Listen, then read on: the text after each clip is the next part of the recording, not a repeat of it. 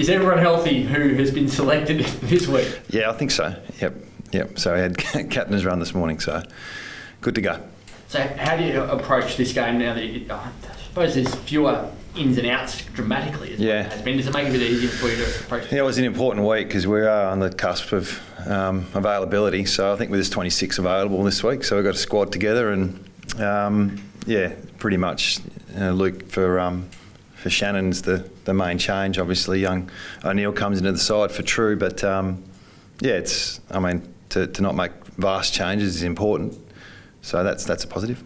What does it do for the players? I imagine they're keeping their roles fairly consistent. Yeah, they're pretty clear on their roles. And the changes have been just the way it's just the way it's been for us for a while now. So that's been a challenge, but they're clear on what their roles are. In terms of Carlton, Adam Sard and Sam Doherty back in the lineup, does that switch anything for you structurally when setting up your forward line this weekend? Well, they're very good players, so yeah, they'll bring some real energy off the back half. So yeah, it doesn't really change the way we need to go about it, but they're quality players. I'm sure Vossi's pretty happy they're back in and available. It's probably an area that they're looking to respond in terms of how they bounce off the half-back line, and I think they're going to add some value. So, yeah, it just makes our job a bit harder. And having Herney back in the back line there, I suppose there'll be a boost for some of the younger defenders, a bit more confidence. Yeah, we had Luke playing half-back last week. So, obviously Shannon's very important for us. He's on the back nine of his career, of course, but the stability which he provides and the calm head, it's really important with the younger side. What role will Xavier O'Neill play? I probably play on ball. Yeah, he's unfortunately, we've got probably an extra 3 or 4 mids in our side at the moment with the team, and I think our front half has 5 forwards in it, and so our mids have got to push forward at the moment and spread the load. So he'll do a bit of that. There was reports today the club's looking into the injury crisis. Is the club consulting with anyone? Who's those reports from? The West. No, not to my knowledge. Nizzy, actually. Nizzy's Trevor Nisbet's quotes. Oh, okay. Yeah. No, well, I would have thought it's we're always looking into that. So I wouldn't have thought there's an investigation going on. So we'll leave it at that. Kerno and Mackay, who gets those, the Twin Towers? It's a good question. Obviously got Tom Barras down there, and we haven't got a lot of height in our back half at the moment. So we'll look at sharing the load a little bit, but Rotham's going to have to do a job at stages, and Shannon has he's not that tall, but he'll have to help out as well. So that's going to be a real challenge for us. They're 2 really good forwards. What about Cripps? How do you handle someone like him? You've got so many midfielders, as you said. Do you run with someone like Cripps, or do you give a young guy an opportunity to learn from him? Yeah, well, we've got to look at that too. We don't have a lot of experience in our midfield. Obviously, Tim's important for us, and Gaffey, but Cripps is a different beast, isn't he? So Ruben's going to have to play his role in that at stages. He's been doing a lot of that this year, so he's been playing on some Brownlow medalists and all Australians, and he'll have to do it again. So, obviously Jai Cully's played forward at the moment. He's probably the closest size we can have to matching it with Cripps in terms of the size and strength. So we might look at that, and Clark's another one who's similar height as well. So we've got some options there, but we'll go through that tomorrow and we'll work it out. How unique is Cripps compared to some of the other midfielders in the comp? No, he is unique, yeah, definitely. But most sides have got an inside beast that can handle most players. Ollie Wines, Tom Green, Cripps, those types they're big-bodied midfielders that they really like the contest. So yeah, there seems to be one in every side. So he is unique though. But there's Petraka's another one. They're pretty important players. 2 rising stars this year already. You must be happy with that. And yeah, we are. I think there was 3 years before we had. I think Oscar Allen was our last one. So yeah, 2 in a few weeks is great. Really good for the club. It probably just shows you what's direction we're heading in with our younger players. And then Luke Shuey as well. How obviously scans have shown it's going to be a little while. How's he going? Yeah, it's the ankle mainly. There's a bit of tendonitis and a hamstring that he probably could have played with, to be honest, this week. The ankle's the thing that's going to keep him out. But we need to obviously be aware of what's going on with that hamstring, and kept trying different ways to get that right for him, because it's been there for a few years and it's been a real challenge for him. He's done everything he possibly can. We've really done every possible way. So we're exploring the next challenge for that and what we can do. Got to get the ankle right first. Do you regret the decision to put him back on? No, it had nothing to do with the hamstring. No, that's just what you do with ankles. You test them out, try and get him to come back on. I'm not sure where that come from. That he didn't do his hamstring coming back on the ground. So that's probably misinterpreted. So when did that happen? It's a tendinopathy. It's not. Yeah, it's not an incident. So it's a consistent thing that makes it a challenge to play with, but it's not an actual incident. So the ankle was the thing that subbed him out. Yeah. So when you're making, we had the situation in Queensland, remember, when he came back on with one having pinned.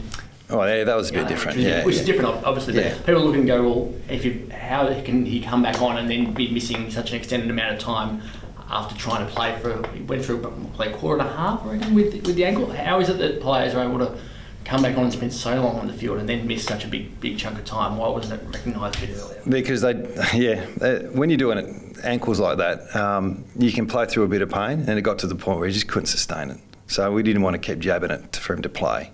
So that's what it got to.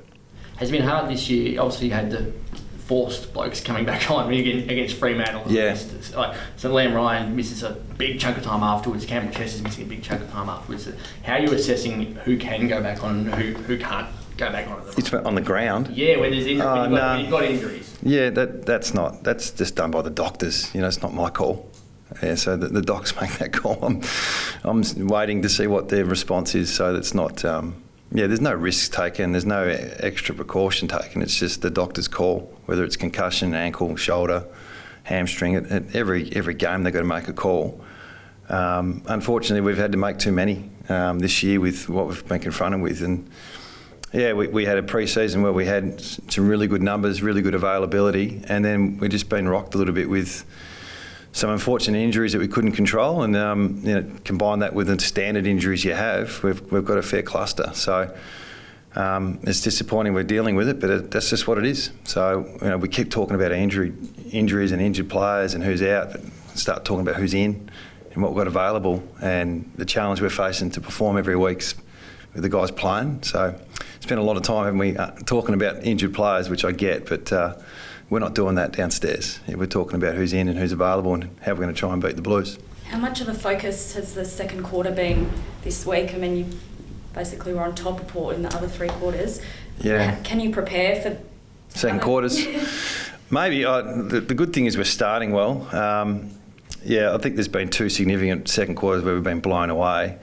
I think the bigger picture is there's probably periods in our games where it's 10 shots to 2 or 3, whether it's second quarter, third quarter, it doesn't matter. It's how do we stop that momentum? So that's, with a younger group, we probably haven't focused on that as much as what we would have normally. So that's something we've looked at in the last week or so, just what can we do to help control the game a little bit and settle things down. That's something that's, I think, clubs that are up and about and pretty consistent can manage, and you train those scenarios. We just haven't had a chance to do that. So we've touched on it this week, so there might be some things there we can do, because it blows you out of the game, and that's what's happened the 2 out of the last 3 weeks.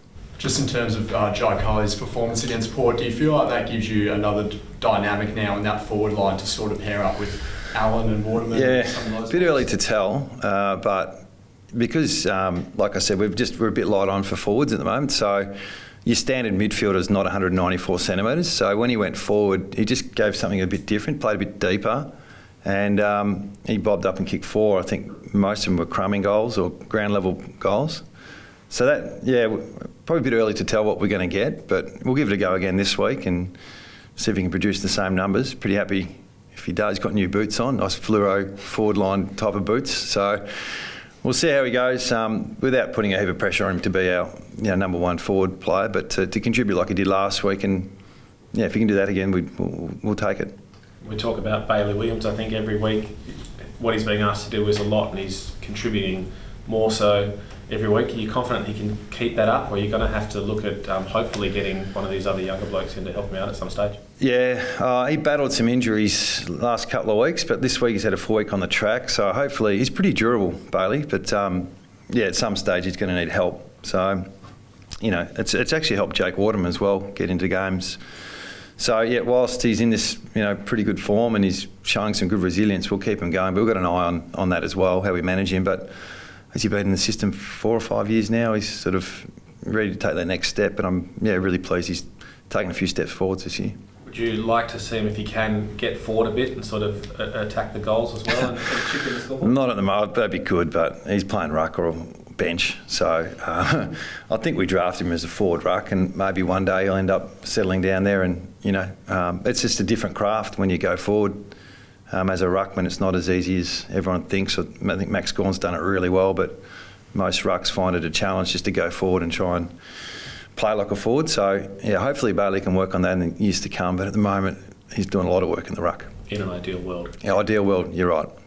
How are you coaching the expectation side of things internally? We look at your team on paper and go, you're obviously weaker. You look at the team on paper as who you have. Yeah. How do you set the bar about what you expect them to do and what probably we all think they're capable of doing it so early in their career?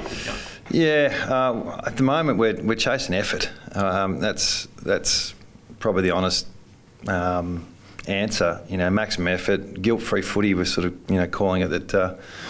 When you're driving home, you might not have won, but you've given everything you can, and we still want to play to win. Yeah, we're still preparing to win. We're still challenging our team to win, and we've got some KPIs we're trying to get as well. On the back of all that, there's obviously a different style of play we're looking at with what we see as a success indicator that we're not getting every quarter, but when we do get it, we seem to be winning quarters. So all that combined, probably, I don't know if that was a bit of a ramble or not, but that's the way we're handling things downstairs in the footy department, and that's giving us small wins, but we really like to win a game. That's the challenge.